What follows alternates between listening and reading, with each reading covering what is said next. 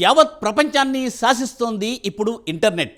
మరి ఆ internet speed స్లోగా ఉంటే ఎవరికైనా చిరాకేస్తుంది.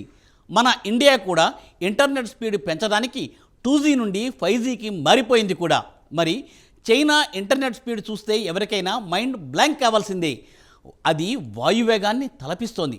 ప్రపంచంలోని అత్యంత వేగవంతమైన ఇంటర్నెట్ను అందుబాటులోకి తీసుకువచ్చింది చైనా. దీని స్పీడ్ 1.2 టెరాబిట్ పర్ సెకండ్. 4K మూవీలు సెకండ్లో 150 సినిమాలు ట్రాన్స్మిట్ చేసుకోవచ్చట. ప్రపంచంలో ఏ దేశంలో కూడా ఈ స్థాయిలో ఇంటర్నెట్ స్పీడ్ లేనే లేదు.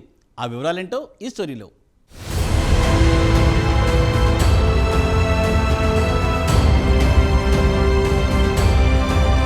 ప్రపంచంలోనే అత్యంత వేగవంతమైన ఇంటర్నెట్ను అందుబాటులోకి తెచ్చామని చైనా ప్రకటించింది. తమ నెట్వర్క్ సెకన్కు 1.2 టెరాబిట్ స్పీడ్తో నడుస్తుందని వెల్లడించింది. అంటే సెకన్కు 1200 గిగాబిట్ స్పీడ్తో నెట్వర్క్ పరుగులు తీస్తోంది. ఈ లెక్కను చూస్తే 4K మూవీలు కేవలం ఒక సెకన్కు 150 సినిమాలు ట్రాన్స్మిట్ చేయొచ్చు. నెట్ఫ్లిక్స్లోని మొత్తం గ్లోబల్ కంటెంట్ను అరగంటలో ట్రాన్స్మిట్ చేయొచ్చు. ప్రపంచంలోనే అత్యంత వేగవంతమైన ఇంటర్నెట్ను అభివృద్ధి చేశామని చైనా ప్రకటించింది.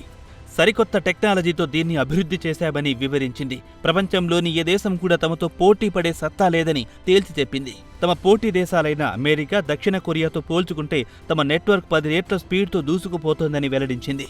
మరి ఈ నెట్వర్క్ వెన్నుముక విషయానికొస్తే సుమారు 3000 కిలోమీటర్ల దూరం వరకు ఆప్టికల్ ఫైబర్ కేబులింగ్ వేసింది.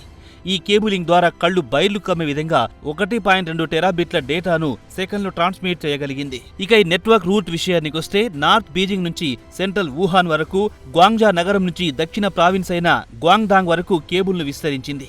ఈ స్పీడ్ నెట్వర్క్ ద్వారా సుమారు 4K మూవీస్ సెకండ్ కంటే ఇంకా తక్కువ సమయంలో 150 సినిమాలను ట్రాన్స్మిట్ చేయొచ్చు. ఇవన్నీ ఒకెత్తైతే నెట్ఫ్లిక్స్ వద్ద ఉన్న గ్లోబల్ కంటెంట్ను కేవలం అరగంటలోనే ట్రాన్స్మిట్ చేస్తుంది.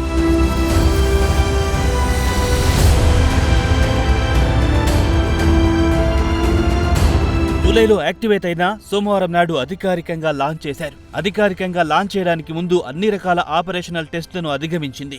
అద్భుతమైన పనితీరు కనపరిచింది. కాగా ఈ సరికొత్త మైలురాయిని దాటడం వెనుక సింగువా university, China mobile, Huawei technology, CERNET corporation సహకారాలున్నాయి. ఈ పరిశోధన చూస్తే టెలికాం ఇండస్ట్రీ అంచనాలు దాటిపోయింది. అయితే నిపుణులు మాత్రం 1 టెరాబిట్ స్పీడ్ దాకా వెళ్లవచ్చునన్న అంచనాలను మించిపోయింది. వచ్చే ఏడాది అంటే 2025 నాటికి ఇది ప్రజలకు అందుబాటులో వస్తుంది. ప్రస్తుతం ప్రపంచవ్యాప్తంగా ఉన్న ఇంటర్నెట్ బ్యాక్బోన్ నెట్వర్క్లు 100 గిగాబిట్ పర్ సెకండ్ చొప్పున పనిచేస్తున్నాయి. ఇక అమెరికా విషయానికొస్తే ప్రస్తుతం 5th జనరేషన్ ఇంటర్నెట్ను అందుబాటులోకి తెచ్చింది.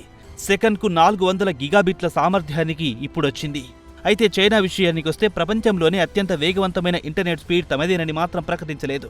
ఎందుకంటే సెకండ్కు 300 టెరాబైట్స్ డేటాను ట్రాన్స్ఫర్ చేసే అవకాశం ఉందని జపాన్కు చెందిన శాస్త్రవేత్తలు కనుగొన్నారు. జపాన్లోని యూనివర్సిటీ క్యాంపస్లో దీనిపై పరిశోధనలు కూడా జరిగాయి. ఈ ఫైల్స్ను నెట్వర్క్లో అందుబాటులో ఉంచింది. ఇదిలా ఉండగా చైనా ప్రతిష్టాత్మకంగా ఫ్యూచర్ ఇంటర్నెట్ టెక్నాలజీ ఇన్ఫ్రాస్ట్రక్చర్ ప్రాజెక్టును దశాబ్దం క్రితమే రూపుదిద్దింది. ఈ ప్రాజెక్టు ద్వారా చైనాలో ఇంటర్నెట్ స్పీడ్ను మరింత వేగవంతం చేయాలనేది చైనా ప్రధాన ఉద్దేశంగా కనిపిస్తోంది.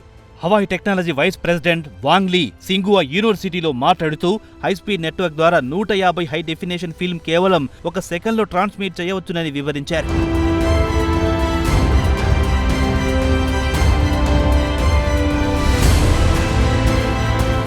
కొత్త ఇంటర్నెట్ బ్యాక్ బోన్ను సూపర్ ఫాస్ట్ ట్రైన్ ట్రాక్తో పోల్చారు జిమింగ్ వాయ్. సింగువా యూనివర్సిటీలో ఆయన దీని గురించి వివరిస్తూ 10 రెగ్యులర్ ట్రాక్ స్పీడ్లో వెళ్లే డేటా కేవలం ఒకే ఒక ట్రాక్లో పంపించవచ్చునని, దీని ద్వారా వ్యయం, సమయం ఆదా చేసుకోవచ్చునని వివరించారు. ఈ బ్యాక్ బోన్ నెట్వర్క్ అత్యంత కీలకమైన పాత్ర పోషిస్తుందన్నారు. దీన్ని నేషనల్ ఎడ్యుకేషన్ అండ్ రీసెర్చ్తో పాటు డేటా కనెక్టెడ్ ఎలక్ట్రికల్ వాహనాలకు, గనులకు, ఇండస్ట్రియల్ 5G టెక్నాలజీకి బాగా పనిచేస్తుంది. ప్రస్తుతం కొత్త ఇంటర్నెట్ స్పీడ్కు డిమాండ్ కూడా బాగా పెరిగిపోతోంది. కాగా ఈ FITI ప్రాజెక్టుకు అంకురార్పణ జరిగింది మాత్రం 2013లో.